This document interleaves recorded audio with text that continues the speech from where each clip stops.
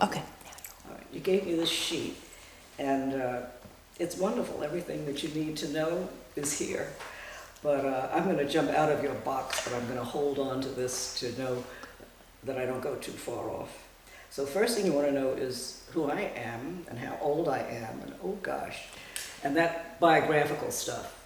All right, I'm Lilian Thomas Burwell, and I put the Thomas in my name all the time now because I'm no longer Mrs. Burwell, but I'll always be Miss Thomas because I always have that. Father is very much an influence on everything that I am and everything that I have become. I wish you were alive to see all my good news now. I'm 84 years old, physically. The spirit's something else. I feel like I'm just beginning in a lot of ways. My parents were both very creative people. It just so happened that they were teachers. That's sort of incidental in a way. But they met in 1921 when they were both teaching at A&T, what was then Institute, now it's University in Greensboro. He was teaching photography, she was teaching arts and crafts and English.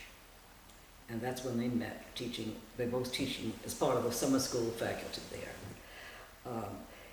But even more than what they did, their influence on me was because they were, by nature, very creative people. In other words, I think that growing up during the Depression had an awful lot to do with it. They met in 26, I was born in 27. You know what happened in 29? Yep, my mother was born that year, but the stock market crashed. The stock market crashed. And in those olden days, people usually stayed engaged a long time until they were in the position financially to start a good, substantial family life. So they were engaged a long time, saved up, so that when they got married, they left faculty at A&T. And they moved to Miami, where Daddy opened up his business as part of the home that they also purchased at that time. Now, all this is in 26. But when 29 came, and I was 2 years old, they lost everything they had. So they were part of the migration north that sent us to try to find a way to eat, to support the family. And nothing could be luckier than having that empty basket that everything filled in the course of my growing up. Because of the kind of people that they were, creative in their thinking.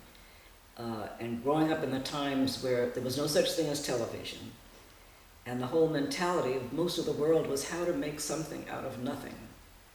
I mean, the material nothing. So I grew up making paper dolls out of scraps of magazine colors. I would cut out a section out of a magazine that was red and said, oh, this will make a nice little dress. We took the shirt cardboards that the shirts were laundered on and cut those and made those the dolls. And we put the tabs on. I remember having a dress that was made out of the less worn parts of a worn sheet. In those days, all this feeds into what makes you creative. It has to do with the fact that I believe everybody is creative, but there needs to be certain things fit into that so that they can see in everyday life that everything is a process of making and becoming. And it's much, much more important than drawing pretty pictures.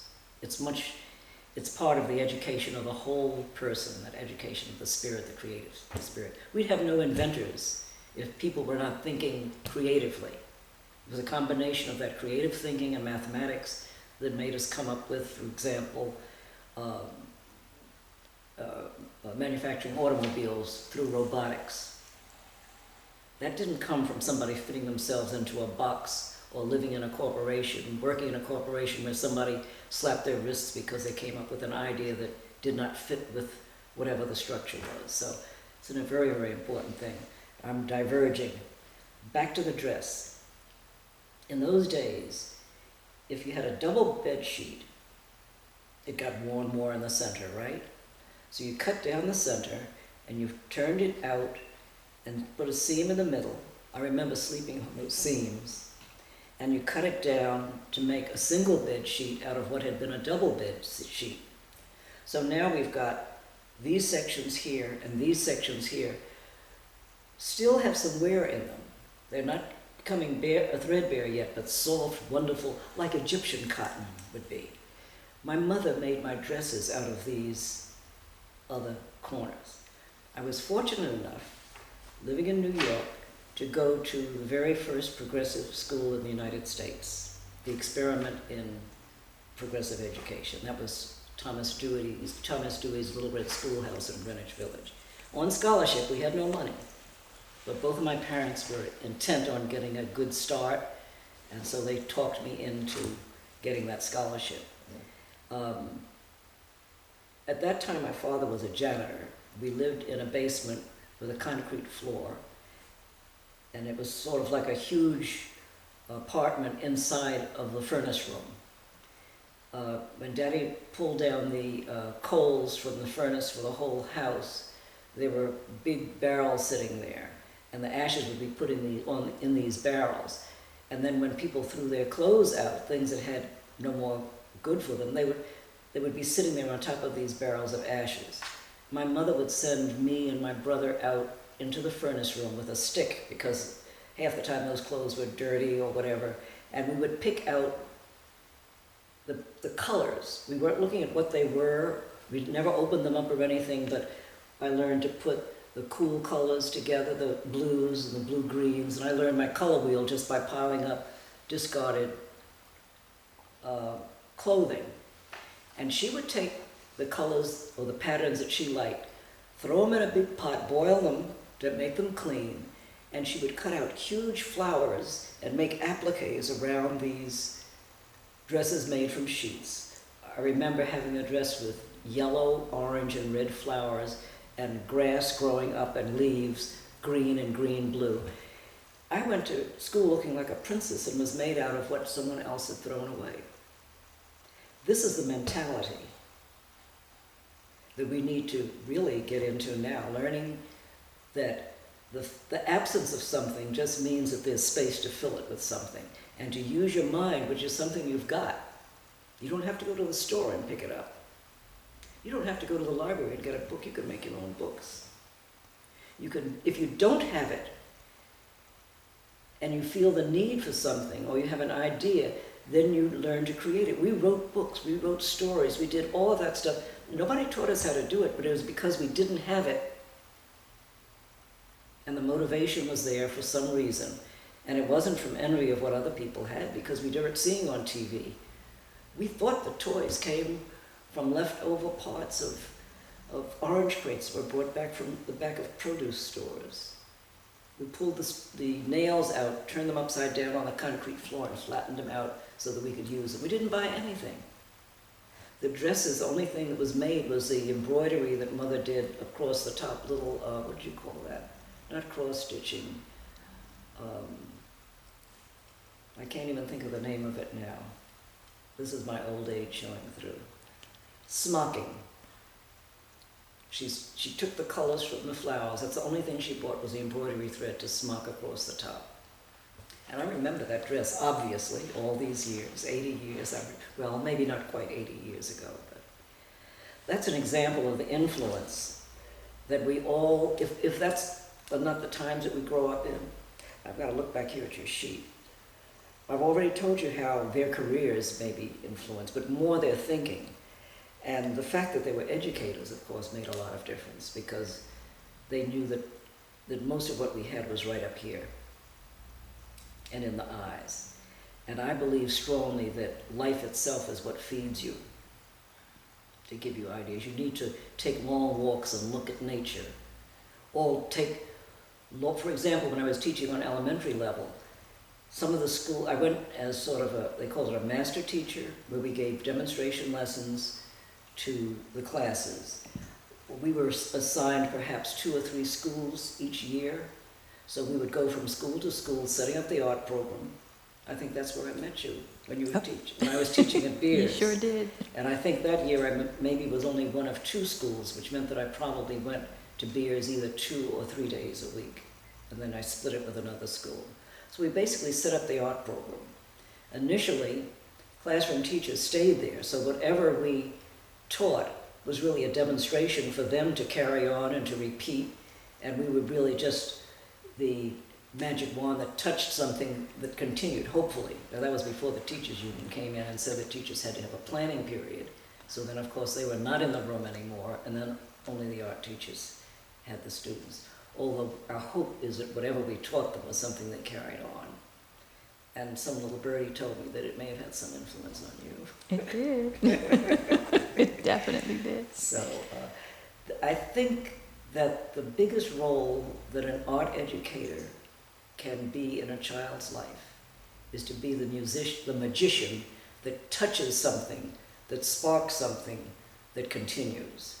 As long as you give a child, this is the way you do it, and this is a wrong way to do it, context of anything that you do, then you have already closed that child's possibility in and said, you've got to operate within these parameters, and if you come outside of it, I'm going to grade you. Mm-hmm. If it doesn't look right to me, you have to allow your child's own vision to come out. Your role as an educator is only to touch and to begin that process, to teach them the tools that they can use through which their ideas can flow. That's the whole magic.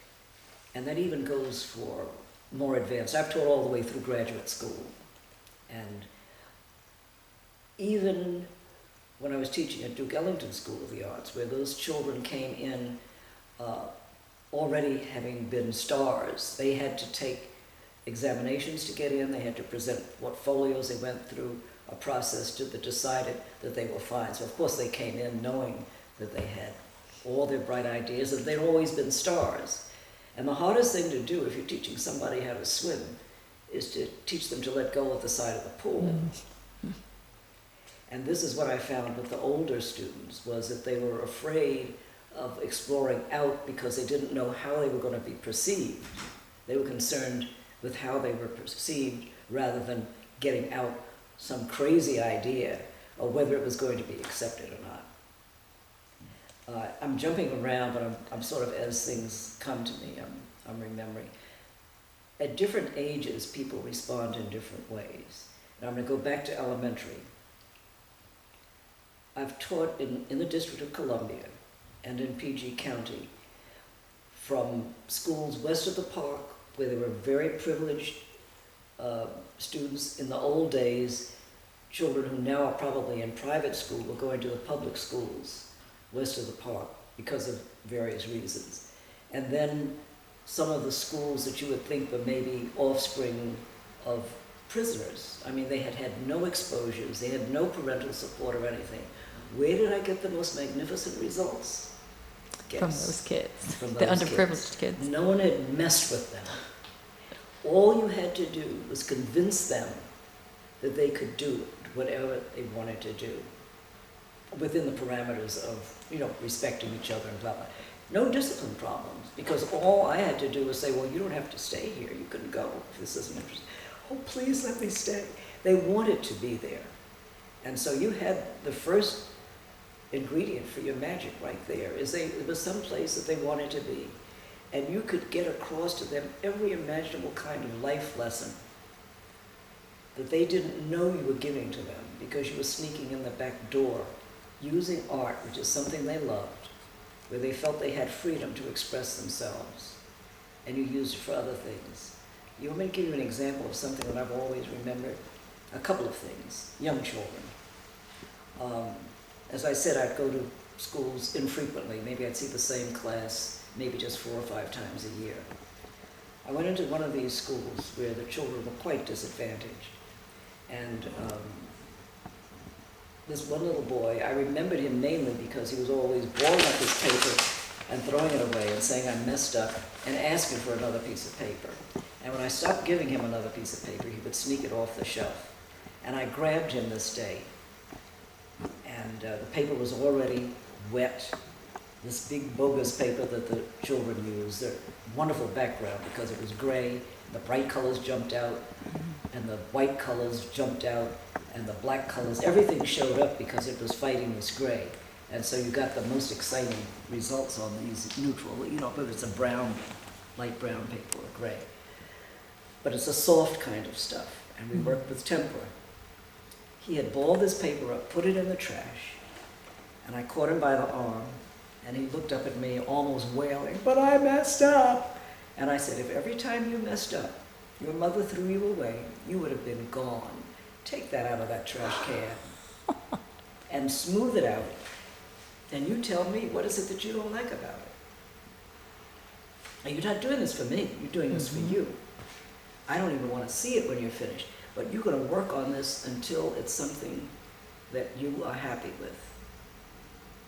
Now, you're teaching this kid a life story.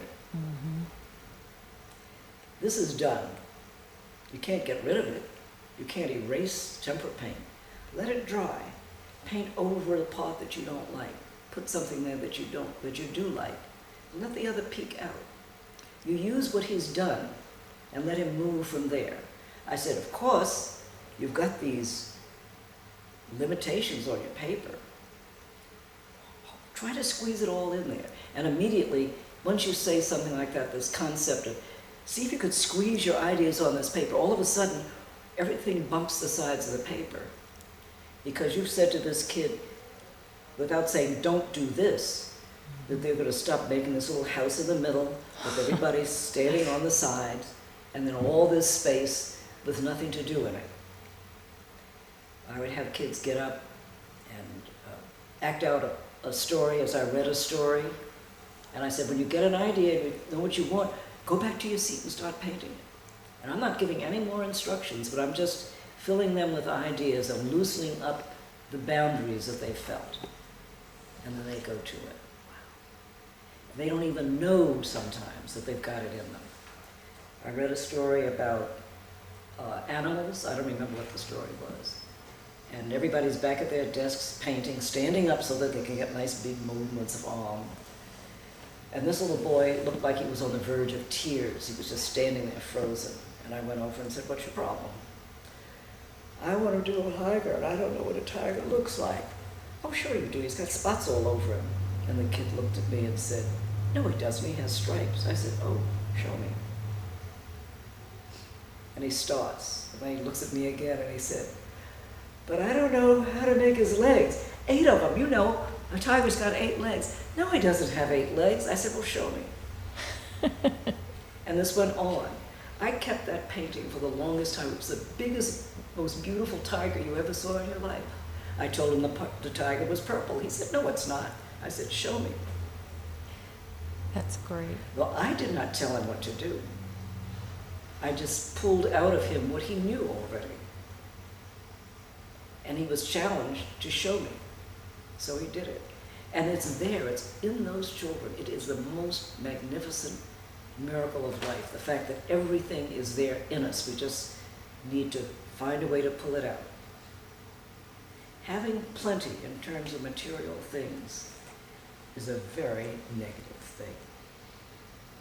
Because if you've got it all you've got to do is push a button and it's there in front of you to see. Well, push a button here. I'm not totally against games and television, but if there's no restriction on those things, then there's no space for a child to fill. You've already filled it for them. If you give him 100 toys, why does he need to try to figure out how to make something work? Good point. Let me get back on track. I know That was wonderful, though. off, Wonderful story. the older children. I was talking about teaching Yes. the talented children. There again, the stuff is still in them, but it's covered up with this need to be accepted, especially during adolescence. What are the others doing? That's the gang mentality. Pull together, get with your buddies, do things together, satisfy them, look alike. Fitting in. If you fit in. And you're also concerned with satisfying your parents to enough degree, at least for them to think that you're doing what they want you to do, or whatever the situation is. But they were the most difficult to teach to adventure out. I could teach them 2-dimensional concepts. I could teach them 3-dimensional concepts. I could teach them figure drawing, how to do all of those things are tools. But what do you do with these tools? That's inside of your students. You can't give them that. All you can do is try to find a way to reach that, to give them the need to do that. Right. I think grading works against that. I could blackmail my principals because I would tell them, because they had to decide whether they wanted an art teacher in the school or not, who they wanted in the school or not. And if you came in and you told them that you would not teach a class for less than an hour and a half, and if they could not adjust the schedule to make that possible, then they better get another art teacher who would allow that.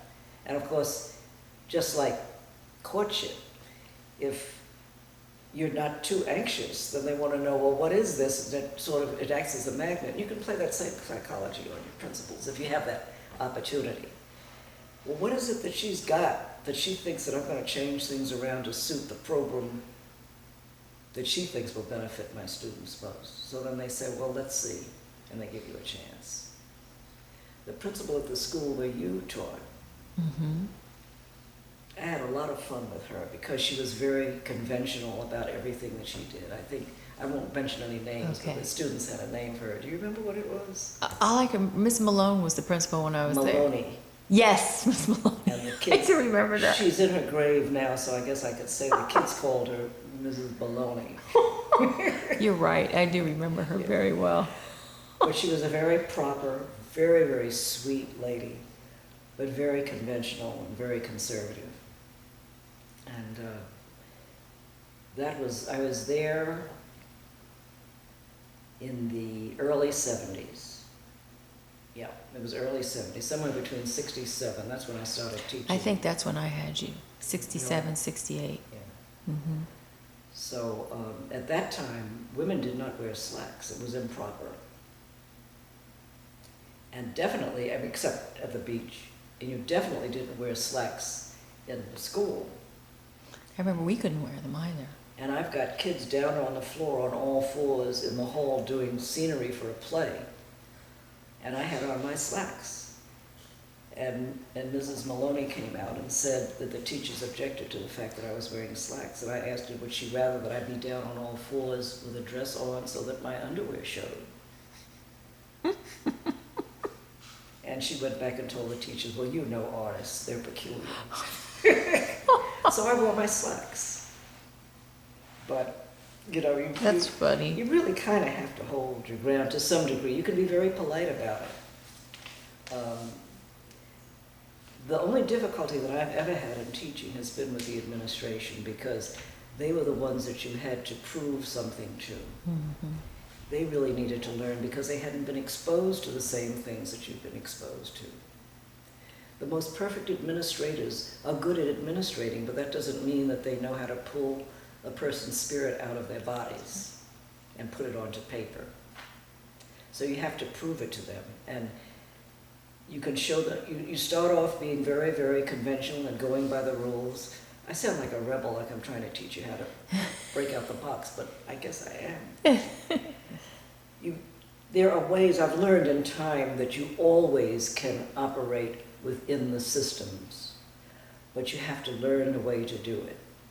When I was selling encyclopedias to compensate for a very low income that I was getting when I was teaching in the parochial school system, I remember that first session that had to do with selling books. Mm. You're going to get arguments, you're going to get reasons that you shouldn't get this encyclopedia. It's an expensive set. First of all, you smile and agree. Whatever negative it is that comes at you, smile and take that part that you can agree with. You can't pretend you agree with something that you don't. That's really not being honest. But there's part of everything that you can agree with. You smile and agree, and then slowly move them around to a different way of thinking until you've convinced them that what it is that you have to give them is something that they really need and will be of value to them. So if you go in as a rebel, they're just going to kick you out.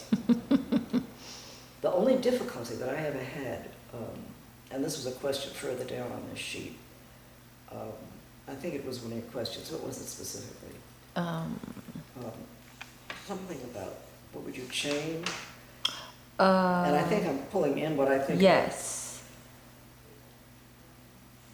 I can't remember the specific it talks about, oh, what Or- difficulty you had yes, as a novel difficulties, teacher. That was one of the successes. things, and how you overcame this difficulty, and what did you do to improve? Well, I think I told you part of that was overcoming the difficulty was working within the box until you have been there long enough to show what it is that you're trying to get across. And then don't make it so readily acceptable, and you kind of pull people in to seeing what it is that you're doing that you find works. And then they say, oh, and then you find that they change the system around you. This is ideally, it's not always that way. I was very fortunate in that I went to Pratt Institute, and in those days, which was in the 40s,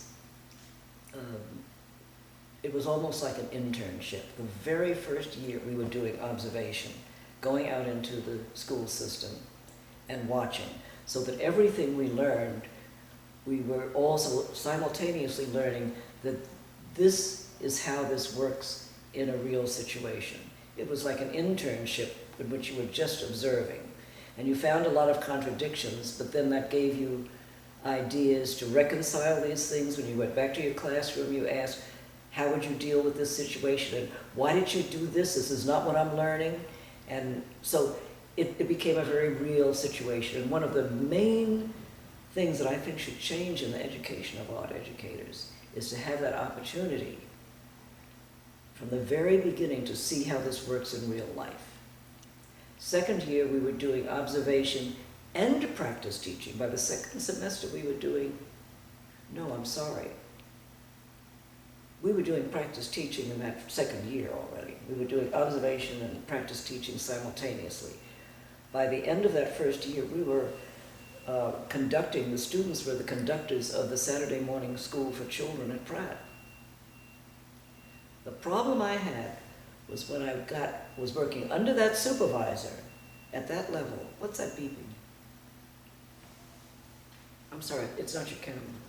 Go ahead. Working under the supervisor, supervision of experienced teachers who'd been out there perhaps teaching for years and finding contradictions in the philosophy that you were learning. And you can't, especially, I mean, they've got all this experience above you, and you're sitting up there with all your innocence and idealism, and you're saying that isn't making sense to me. The worst thing on earth you can do is try to come toe-to-toe with that teacher that is your supervisor. But you can find times to work around them. My mistake was working around them too successfully, so that the results disproved some of the things that they were telling me. Do you want an example of that? Yes, yes, give an example. I wanted my kids to do a mural of New York City. That's Okay. where Pratt was, in Brooklyn, New York. I wanted to take those children into the Bowery and into Chinatown, and I wanted to take them up on the upper level of an elevated trains platform and do a lot of sketches. I wanted them to spend weeks, several Saturday mornings doing Like sketches, perspective which we were and- then going to put together to make this huge mural. And I was told flatly that I couldn't do that because I couldn't take children out into the Bowery and Chinatown, that it wasn't safe. So without directly rebelling, I asked the students, do they have parents who could come and accompany us as chaperones? And I didn't argue with my supervisor, but I had all these notes saying that they would come and supervise, and then I handed them to her and I said, well, will this do? And there wasn't anything else she could say except, okay. Yeah. But she didn't like it because I found out later that she didn't like it because I was really going over her head. And you're going to run into all kinds of personalities. But I had found a way of working within the system by going around and into the system. And the actual result of that was quite tragic because just before my final grade was given, the successful mural that my children had done simply disappeared. It disappeared. So somewhere, and when I asked about it, it was, well, the custodians must not have known that and we're talking about a huge mural, like 20 feet long. It disappeared. And I had no evidence of the work that I had done the whole year. So you do have to be careful. And I don't remember exactly. I think maybe in my in my sophomore year, I was just 18. So I wasn't smart enough, really. I thought I knew all the answers, but Wow. of course now the more I know, the more I realize I don't know. But it would not have done me any harm to have consulted with somebody else about what my game plan was. Someone who perhaps knew the personality of the person who was my supervisor. I think that race was a factor in this.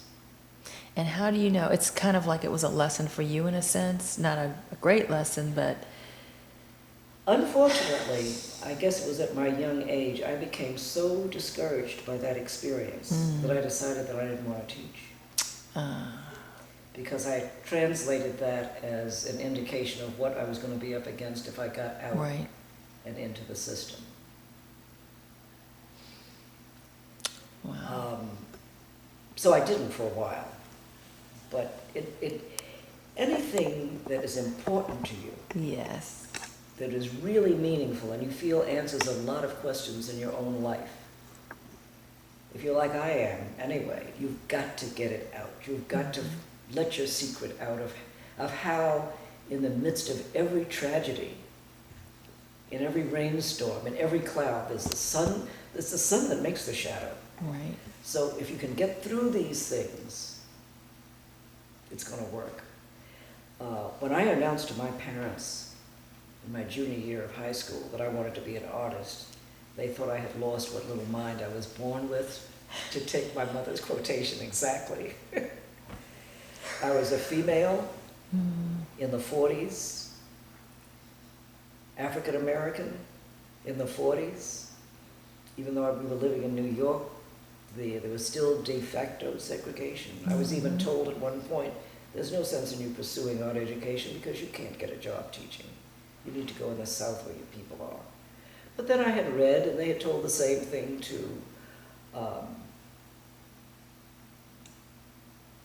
who was it? Elizabeth Catlett. Elizabeth Catlett, yeah. Yeah. That's why it's important also to read other people's lives and what they've gone through. And in most cases, I think that in the worst times is when they've found the most benefit to things.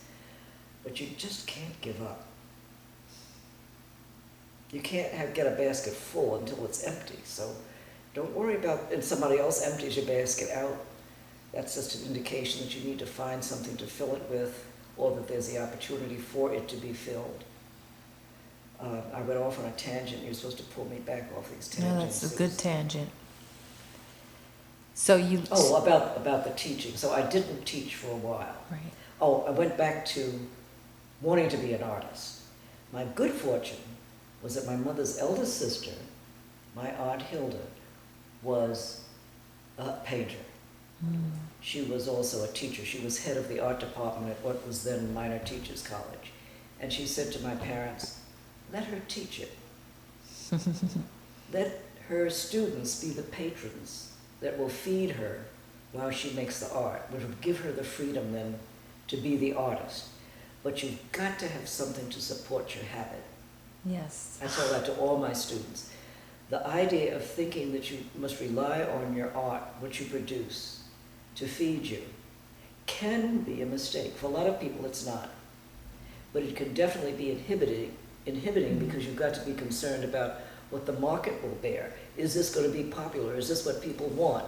And so some of the best stuff in you is going to then be arranged and categorized and held in because you've got it, this is your bread and butter. But if you find another profession that will support this thing, then that gives you absolute freedom. Doesn't matter if you fall flat on your face because you're still going to eat, you're still going to have a place to sleep. And then you can get up off of your face, stand up, and fly, or whatever. It's the thing that gave me the absolute freedom. Now the catch was what I mentioned earlier. As I studied art education, as I began to teach, it became equally as important to me as making the art. Everything that I did in my art more convinced me that this creative spirit is in every single one of us. It may not be just in the art you produce, visual arts. It could be in music. It could be in writing. It could be how you relate to other human beings. If something that you have to give, something that you are, is passed on to somebody else, you could save somebody's life. Oh, I agree, yes. When somebody gives up and you reach around to tell them about something that they have that's worth living for, there's no finer form of creation, no other form of creativity that's more important than giving another human being hope. You don't have to draw. So ask me some more questions, because I'll go on. Okay, let me stop. I think it's really important for people who are looking at this to understand how you achieve balance between your profession and your love so that one doesn't take over the other. How do you keep that balance in your life so that you're creating the art, taking the time you want to create the art, but you're also not letting your teaching suffer, for example, and that you're learning from both, maybe giving how both feed off the other in some way? I don't know that my answer is everybody else's answer, but I can tell you what happened with me. I was, let's see, trying to think of the years, and I can be really specific. My daughter graduated from high school in '68. By that time, I had been divorced for about 6 or 7 years. I knew that getting her through school was going to be my responsibility. There wasn't much help coming otherwise. And I'm getting stuck already because my mind is going off on tangents. So, earlier than that, I had stopped teaching in order to go into publication and graphics design, because that really made good money, much better than teaching did. Up until after my divorce, I began to get back into my art, because that had been my fundamental education. And I would paint a little bit, and different things happened. I'll go into that a little bit later.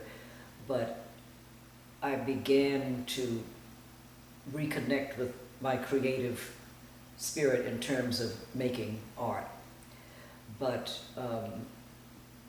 this other thing of the need to financially find a way to help my daughter through college reared its head. So I went into a fantastic salary doing publication and graphics design. Pratt Institute had such a fantastic reputation at that time that you didn't even have to present a portfolio if you wanted a job in a graphics area. And I went into the government, actually, as a publication designer and exhibition designer based on the broad education that I'd received at Pratt Institute. In those 2 years at Pratt, I had gotten what most colleges offer between undergrad and MFA, a master's degree. It was enough so that when I started in the public school, well, that's another story. But I had a very good foundation, and they hired me based on the fact that I had come out of Pratt. I hadn't even graduated. I had like 2.5 years there. So I made really, really good money, but I was working 40 hours a week. No summers off, no Easter vacation anymore, no Christmas vacation. Those were the years that I started seriously painting. I'd go home after working, 9 to 5 or something similar to that, and I would stay up half the night painting because I felt so restricted and so inhibited by having to be the hands for somebody else's ideas and following guidelines and staying within these boxes in order to produce something that satisfied somebody else.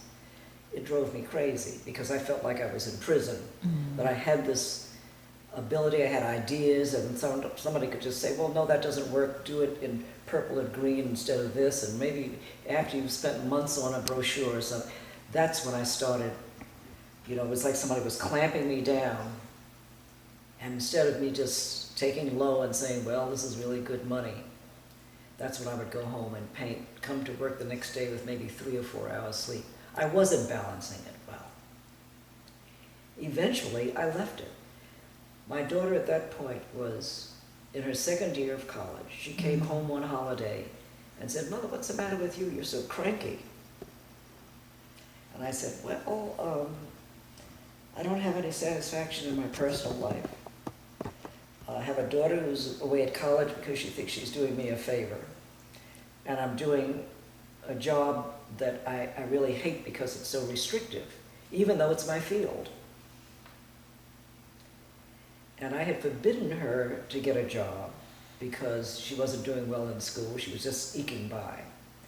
That was the year that she went back to school, when she realized that it was having an effect on me. She went to one of her professors, became a TA, teaching assistant. She got a part-time job at a fast food joint, and that was the year she made the dean's list. So my misery, that she could see that it had an effect on me, that I was not balancing things well, made her say, I've got to do it. My mother is doing this, it's changing her for me, and I don't even care about it, but I wasn't balancing it. So I stopped, after her grades started improving, she was doing well, then I came out, I went back to teaching at a lesser salary. So I had my holidays back, I had my summers back. Eventually a friend of mine said, we really need to go back and study. If you read the book that accompanied my 30-year retrospective, Yes. you remember that I studied with this man called Benjamin Abramowitz. Yes. And what had really started that process of me going back was that I had sat back and was paying attention to what was going on in the art world, and it was the beginning of abstract expressionism, when people were just throwing paints on canvas and this crazy stuff, lines and whatnot. I said, what are they doing? This know-it-all here? I had a very well-grounded, strong academic foundation at Pratt. And I said, these people don't know what they were doing. And finally, it settled in on my little arrogant brain that I was making judgments about something that I knew nothing about. And so the best thing for me to do was to go back and try at least to find out what they think they're doing. So I started studying with a man who was an abstract expressionist, but a fantastic teacher. And he was very well grounded in many, many areas. And so I started learning all over again as an adult. I was a middle-aged adult by then. And that opened up a whole new world for me of possibility. And I started reaching inside of myself. All the things that I had learned were helping me, but it was automatically coming out of me because they had become part of me. I wasn't having to think about color theory and balancing this and that in composition. It was already part of me. But I was doing it freely with just the ideas coming out. Somebody's philosophy said that the first third of an artist's life is learning. The second third is unlearning everything that they've learned before they then finally go into their own selves. But you have to be working to do that. And maintaining that balance between your work and what you're doing can be difficult. I did it one way. I let the money go. But remember, I've still got a foundation. By coming back into the public school system, Right. I knew that I was going to have a retirement income. At the point later on, back in 1980, at the point that I actually was becoming burnt out as a teacher, Washington, D.C. was in a fiscal mess, and they were giving opportunities for early retirement.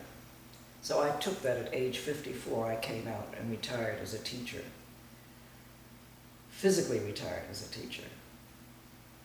And so I was in my studio then, just working and letting the work come out. I have never stopped being a teacher. There is no way that anything that's important to you in your life and answers so many things in so many dimensions that you can keep it into yourself.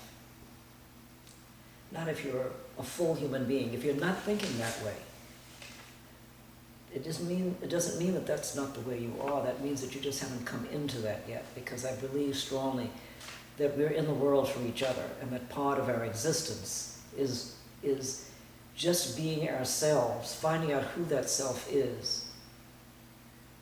Sometimes you don't even have to teach it physically. Sometimes it just comes out, and your association with people. If you're a real teacher, it's going to be hard to hold stuff in. That doesn't mean you have to talk about it. Sometimes your example is enough. But as far as balance is concerned, it changes constantly with different kinds of individuals. There is no pattern. There's no pattern. You have to find it and ask questions. It's such a relief to know that you don't have all the answers, because that means that there's some place for you still to go. That you can continue to learn. Yeah. And when I figure when I get all the answers, the Lord will take me back, and I'm having a ball. I don't want to go back yet. Oh, that's awesome. So what do you think about the state of schools now, public schools in particular, and particularly in the District of Columbia, where you spent a lot of your own teaching career? I think it must be a very difficult time now because of so much failure in our education system, and people are fumbling around, and they're fumbling, trying to find the answer to counteract this. I would love to get in a pulpit and let some of these curriculum designers realize that art is so important. As a matter of fact, I've just begun writing a book on teaching reading to students who have never been able, no one's been able to succeed in teaching to read through art. Again, coming in the back door. How to get around the restrictions like the No Child Left Behind. I don't know how I would deal with that. Because I think that the creative part of you is so important, that art is an instrument for teaching academics. I can give you positive examples of how I could prove that. But what to do within this present system? Yeah, it's a tough one. That's really a puzzle to me. I don't know if I could survive in it. The advantage that I would have, when I talk about it personally, is that probably because of my experience, I do have an MFA in fine arts, and I've taught for 20-some years. I'm still teaching, really. I'm still, you know, in my 80s, I'm giving workshops, and I went over to the Banneker Douglas Museum and gave a workshop in paper sculpture a couple of months ago. And I'm planning to start teaching under the auspices of Anne Arundel Community College, teaching people to explore their creativity, to adults who don't think they've got it. So I don't know how to stop teaching because it's important. And I'm doubling back a little bit, and I know I'm leaving you up here on a tangent, but So you would, if you could, you would try to show these curriculum developers how important art is to be integrated in and with. I think you have to do it in a real life experience. I think the theory is not going to be enough. Now, I did some exploring myself a long time ago. I can't remember how many years, but I had stopped teaching, I know. And I took this group, I'll tell you about my little experiment. I needed some extra, I wanted to accumulate some credits. I was still teaching. I wanted to accumulate some credits, but I wanted to explore some theories that I had on teaching reading through art. Because I believe that it's a catalyst, it's a key that unlocks a whole lot of things. I've seen examples of it through all my years of teaching previously, but I wanted to prove it in a very specific situation. And I asked what was then DC Teachers College if I could do 9 independent credits in exploring these theories of teaching reading to students that no one had been able to succeed in teaching to read through art. First lesson, I took these children, I'd gone to the principals of 3 schools and asked them to give me the names of students that had been totally given up on, even by the reading specialists. And I had a group of maybe 8 kids that summer. And they met me at a I don't remember, it was a recreation center or something, but they gave me a room in this building where I could work. And the first day I met the children, I said, well, we're not going in, we're going to go and sit out there on Martin Luther King Boulevard. And we sat on a stone wall that was on the side of a parking lot. They climbed up on the wall, and we sat there, all of us like pigeons on a roof. And I had a notebook, and I said, I want you to tell me anything that you see that you want to talk about. I see a cat chasing a dog, and I wrote, I see a cat chasing a dog. I see a man looking out a window and he looks like he's going to fall. I see a man looking out a window and I think he's going to fall, etc. We sat there for an hour and a half, and then I told the children to go home and meet me the next morning. The next morning I had a piece of brown paper spread across the whole back of the wall, craft paper, 4 feet wide and I don't know how long. And they were all sitting there like, what? I've got paints sitting out on a table. One brush in a jar of red paint, another brush in a jar of blue, etc., etc., etc. And I said, what did we do yesterday? Well, they were very eager to tell me. Oh, what were we sitting on? A wall. I said, anybody know how to spell wall? And they're looking at each other. No response whatsoever. I said, guess I'll have to take this jar of red paint away from here. And they're looking, but all they see is the paint, and they want to play. I said, the first one that can tell me how to spell wall, I'm going to let you start painting bricks. I'm not going to, I did not tell those children anything. I didn't spell one word. I had books lined up on the windowsill, golden book encyclopedias. They could talk to each other, they could consult, but I would not tell them anything academic in terms of reading. Bit by bit, I see a cat chasing a dog. If you can spell cat and dog, I'll let you paint that cat chasing the dog. And it went on and on like that. Wow. But at the end of 3-4 weeks, I had those kids writing their own little books. I had not taught them anything of reading. It was in them. The art unlocked the door. Wow. It was as simple as that. So these were older kids who had already had some experience? Somewhere between, they were usually 2nd, 3rd, and 4th graders that Okay. nobody had been able to reach in terms of reading. Wow. They had learned the stuff, and it was in there. I mean, they had been taught the stuff. Right. And it was in there somewhere.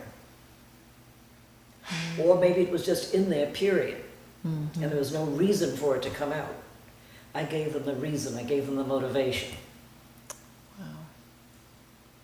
That is the magic that art is. I didn't tell them how to paint. I didn't tell them anything except how to use the paint. Don't put the blue brush in the red paint jar, else you're going to have to wash your brush and you'll have mud. I told them how to use the tools, and I gave them the surface on which to work. And I made them have to do it.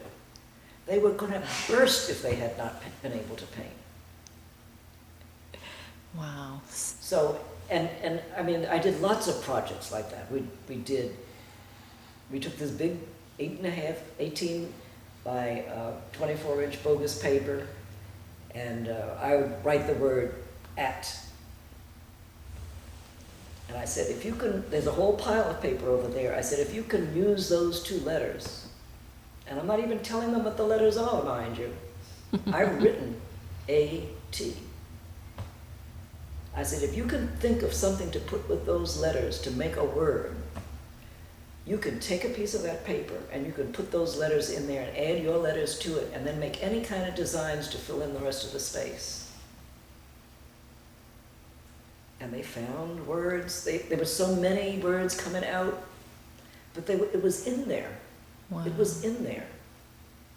And the ability, there was nothing wrong with their brains. They weren't retarded children. Just no one had unlocked it.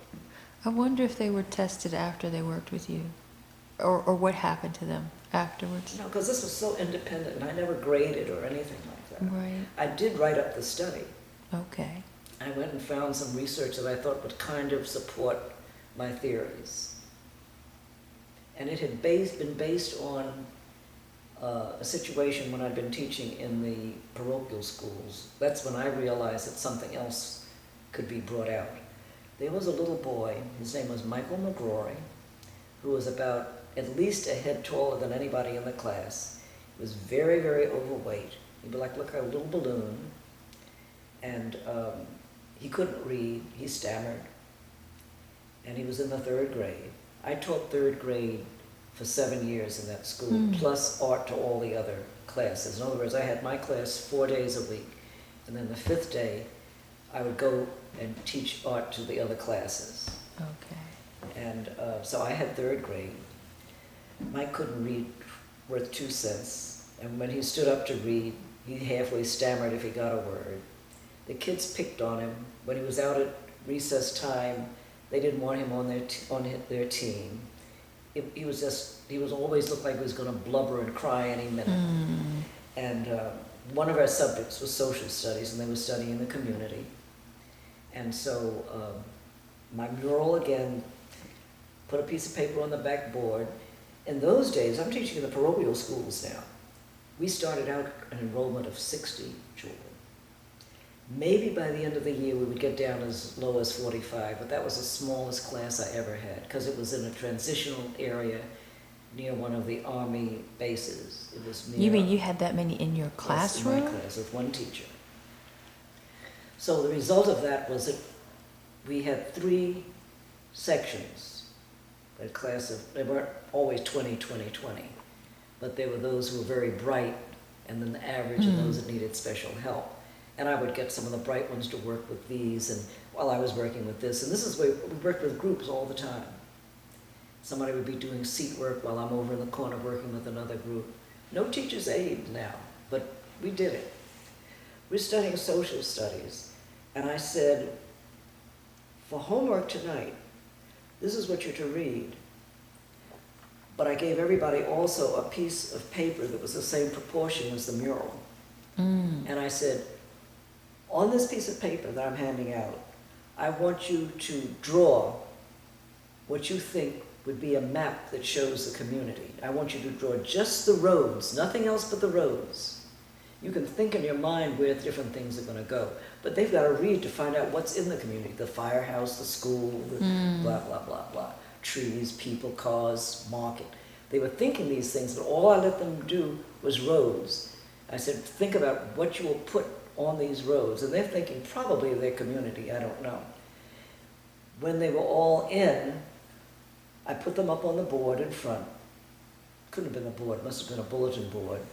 And we decided which were the most successful ones. It would really be discussed what would go in the community, which of these drawings of roads only, just lines they're doing, would be sufficient to show everything. The final analysis was that Mike McGrory's was the one that was going to work. So in the back of the room, I've got this piece of craft paper and a picnic table with paints. And Mike was in charge of putting the roads, that's all, just the roads. But he could have 3 or 4 helpers. As long as anyone spoke out loud, they had to sit down because I'm managing the rest of the class while this is going on. When they finished the seat work, then they could go to the back and help Michael up to a certain number of people. So he ends up being the director for this road project. The next project was trees. Tonight, everybody can just take one of your notebook pages and just draw trees along with all the other homework. 1 page, trees. The most successful trees were the tree people. So then they could go back, when they finish their seat work, one of these groups, they could go back and start painting trees. So I'd have maybe 2 or 3 different styles of trees, because maybe there were 3 people that did fantastic trees. All this time, Michael is the one who is directing. Wow. This is where one goes, or he could, touch somebody's hand and say, there are too many trees there, or he could even whisper as long as I could not hear and nobody else could hear. Well, they would make it up their own sign language, pantomiming stuff. Every single stage, Mike was always the superior one. And he was handling these kids, and they were respecting him. The whole psychological dynamic changed, and people were looking up to Mike. When playground time came, they wanted Mike on their team. When Michael stood up to read, he would start, and everybody would look at him, and just, the eyes would just encourage Mike. You've got to, he would get it. Oh. He would get it. Within that first semester, he went from reading on a high grade 1 level. They had basically given him a social promotion because he was getting so big. And it's something they rarely did in Catholic schools. By the time he was through, he was reading just about on level with the rest of the class. But it was a whole psychological thing.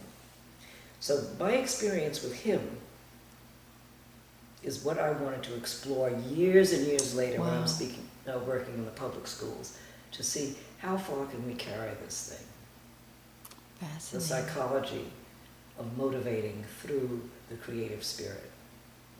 This is very good because the students that I'm working with are actually master's students who are going to have to write a thesis. They're going to have to do some research. And I'm always telling them that the questions that they use to write their research comes from their experiences in their internships with students, and that these are the things that they might want to develop further. So you've just given a perfect example. You need to explore your questions. Exactly. So as a And teacher, a you're real working problem that comes up is what you need to try to solve. That all of life is a matter of solving a problem. It's exploring, it's adventuring. Even if the answer is no, then you know you need to go in another way, another direction. But every bit of research is important because it's going to prove and disprove some kind of a theory. Well, I like this because I think as artists, you're automatically doing research. You're automatically exploring questions about how materials work in a certain way to better express what you want to express. But by the same token, as a teacher, you should automatically realize you're automatically going to be a researcher as well, because you're trying to find ways to better reach your students, to better teach them. And that's research, Right. what you find out.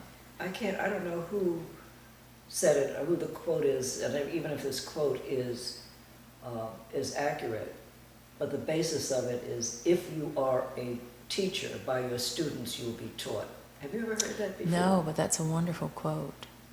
We'll have to find out. We'll have to do some research and find out.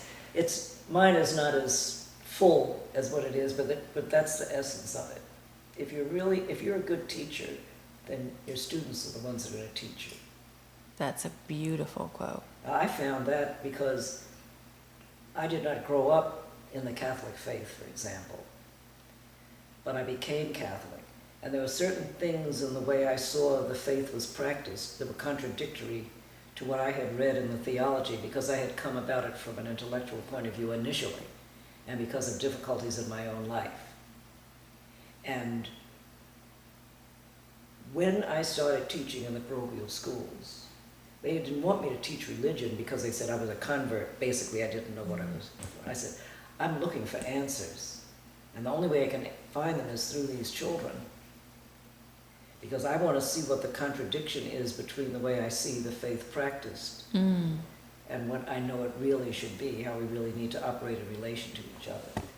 So I taught by asking questions. That's the best way to teach, I think.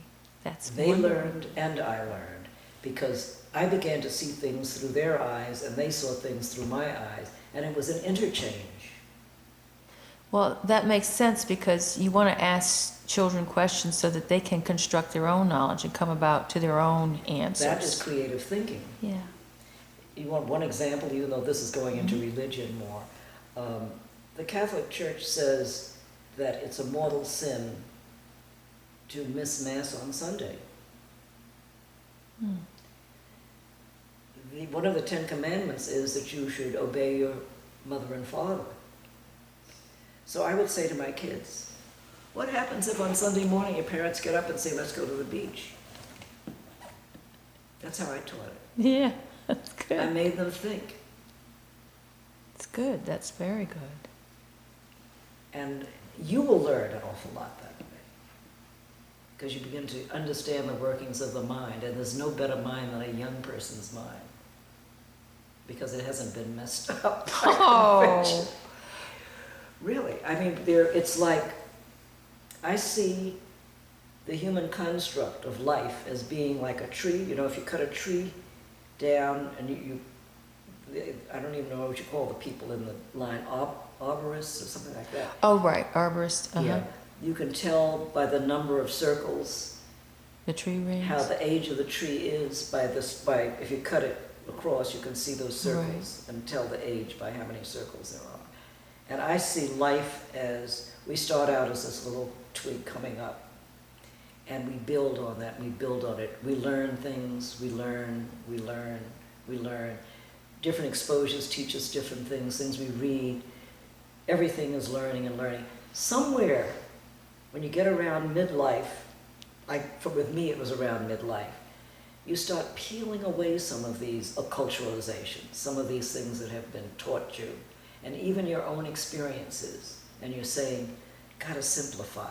This isn't really the essence of it. This isn't the whole root of whole, this isn't making sense. Why am I going through this? And you literally start getting rid of things. You start weeding things out of your environment so that it isn't so much to clean up. And you simplify, sometimes because of the need to do it, because you physically begin to diminish a little bit. And you need to be able to at least fill the space that you're in a productive way. And you can't do it with all this clutter around. So you're taking away, you're peeling this bark away, peeling the bark away.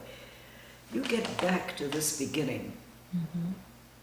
And you find out that there at the very beginning, when you were a child, probably much of what you said, what you experienced and what you said and what you understood made more sense than all that stuff that you've accumulated and that you've peeled away. But it's been preserved. And even in that small beginning, it has been fed by all this other stuff. You've learned what to discard and what to keep. And again, back to the spiritual, unless you become as little children, you shall not enter the kingdom. And whatever your kingdom is, whether you have any religious faith or not, per se, whatever it is your kingdom is, you need to get back to that simple core of truth, and you get it from children. Wow, that's an amazing statement. I would like to ask you one last thing, because you mentioned that you're thinking about teaching these adult creativity classes at the community college. One of the things that I think the art education profession is lacking in, or could use some refining is in the idea that learning isn't just K-12 in college, but it's lifelong, and that there are people who have not had people like you, for example, to help them see that they're creative beings, and they're older people, but they have that need inside them to be creative beings and to have someone help nurture that for them. But there are so many programs out there specifically for seniors, say people who are in senior centers, that are just craft kit programs. They're not things that really give them a chance to explore their own artistic creativity. So my thinking is that we need to have some sort of program to help train art educators to work with older populations, because people do live longer. There are a lot of people out there who are wonderful creative beings who could use quality art education. So I was wondering what you thought about that. Well, the reason I'm teaching, and I'm having difficulty, by the way, because they asked me to write a curriculum. They asked me, there are all these parameters there, and at first I just typed it out and said, I can't conform to it. They didn't even want me to name the course, Explore Your Creativity. They said that it had to have an academic foundation. Now, I wrote curriculum for the entire DC public school system, K through 6. I didn't do it because I wanted to, but they needed somebody to sit and write. And I don't want to tell them I can do this, I've had this experience. Please trust me that I know what I'm doing, because that sounds too arrogant. But I knew that I knew. I'm sorry. Exactly. And I've had the form for weeks, and I'm having trouble squeezing. So I know I've got to fake it. I know I've got to come up with some specific projects. But what I want is for the first thing that they do to be the instigation for the next thing. I want to be able to watch it come out in them naturally. I don't want to fit them from one box into another box. Have them find their own way, sort of? Well, I want to allow them to go with this. I'll show them a process. And then I want them to work through this. Sometimes just teaching the process is inhibiting. Yeah, that's true. You take printmaking, there are all kinds of possibilities of what you can do. And the way I teach adults is to do things like in a paper sculpture workshop that I gave down at the Banning Douglas Museum a few months ago. I would take a piece of paper and I would cut out a shape to show you could keep cutting and pull it out, and it becomes a sort of a spiral thing, and immediately push it up and throw it in the trash. I don't want anything I do copied. I don't want you to look, I don't want you to remember what I did. All I'm trying to do is show you the possibility of a medium. And the more you forget, and the more confused you are, the more creative your project is going to be, because you're going to have to come up with something that was close to that, but it'll be something that I never thought of because it came out of you. So kind of to I'll work show them the paper intuitively. folds. If you fold paper according, you can stand it up. Great, throw it away. I'll cut out something to show them that you can make a cone if you cut a half circle and then bend it around and glue it, hold it, but they almost glue 1, 2, 3, 4, 5, 6, 7, 8, 9, 10, it's stuck. And then I'll throw that away. And I'll show them the paper that's left from cutting out the cone and say, hey, look, here's a shape I didn't plan. This is the negative shape. I'm going to paste the bottom part of it down on the stand, twist it around, and fold this here. This is much more interesting than just a cone sitting up there with something that you've planned. So what I'm doing is showing you the possibility of a material, of a medium. And I'm not giving you anything else. So you've got to come up with something, because this looks exciting to you. So giving them the So tools you give to them enough, you explore. let them taste something. But you're not putting it in their mouth. They've got to find the rest of the ingredients. And this works with adults. My mother was tremendous at crafts. She could knit, she could crochet, she could do leather work, she could do basket weaving, she did everything. She worked under Franklin Delano Roosevelt's WPA program, Works Progress Administration, back in the, I guess that was 30s. 30s. But she was used to doing things the way it had been shown and patterns. When she was like my age, in her 70s and up, I needed pot holders. And she had all these scraps of stuff that was left over, and I asked her, would she please crochet me some pot holders? She said, well, I'll find a pattern. I said, no, just, these are the colors I want. And I pulled out scraps and said, just make up something. The stuff she came up with was beautiful. I'm so sorry I used them for pot holders, because I can frame them now, but I wore them out. But it was there all the time, but she could do anything. I mean, she was so, what's the word with your fingers? She could just do anything. Dexterous. Yeah. Yeah, So I think that's dexterous or it. something like that. Dexterous. Dexterous, yeah. But she hadn't, and I had watched her all my life make things out of nothing for the home, because there was a motivation. Right. Did I write in the book about the fact that we had silk pongee curtains in our No. kitchen when we were still standing on bread lines to find a way to eat? There was no money. But Mama had a job in the garment district in New York where the silks came from Japan. And I remember going to work with her, and the fabrics were spread out on these long tables, and all they were doing was stenciling the designs on these before they were given to the designers to, make into clothing. These silks came in sacks or bags that were made out of unbleached raw silk. It was called pongee silk. And they threw the bags away in the alley. Mama went to the trash and pulled all those silk bags out of the trash.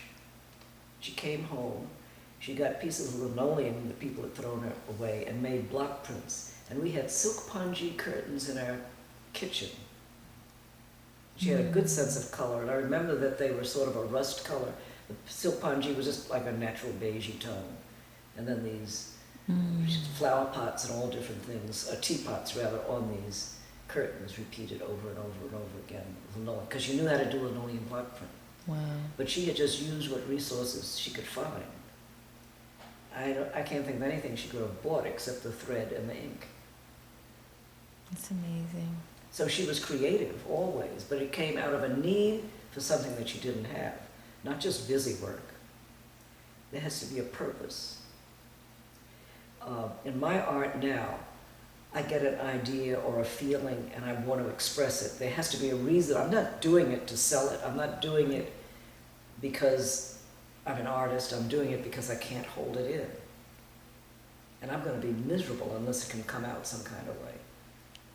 It's like a good cough. I could say something else, but like a good cough. But that's the way it should be, I think, you know. And you want to, I want you to find that in yourself and in everybody that you touch too. You don't even have to believe in life hereafter. If what you've done and who you are has touched and affected anybody, then something of your spirit has gone into them, or something of a spirit.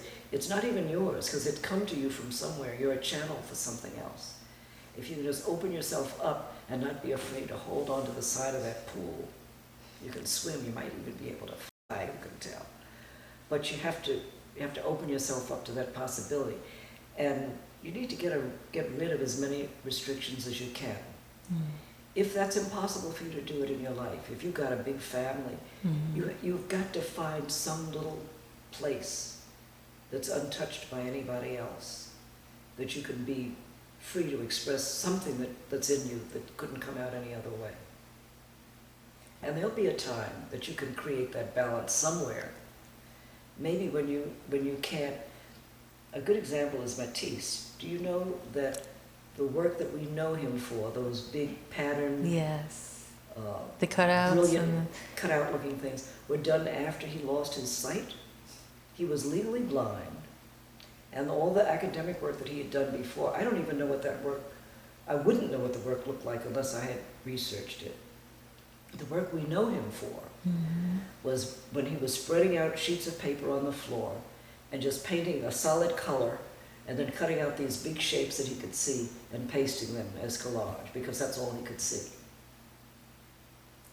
For every limb that's cut off of a tree, growth pops out some other kind of way, if you allow it, and if you know that that's the basic truth of nature. And if you see it all around you, all you have to do is look and pay attention, and you see that happens. You cut stuff down, what was beautiful green grass gets covered with snow. When the snow melts, it's all brown and dead and looks like, but the life is still there. It's in the winter that the root growth takes place. That's a life lesson. To know that even in the darkest hour, that's when things are happening.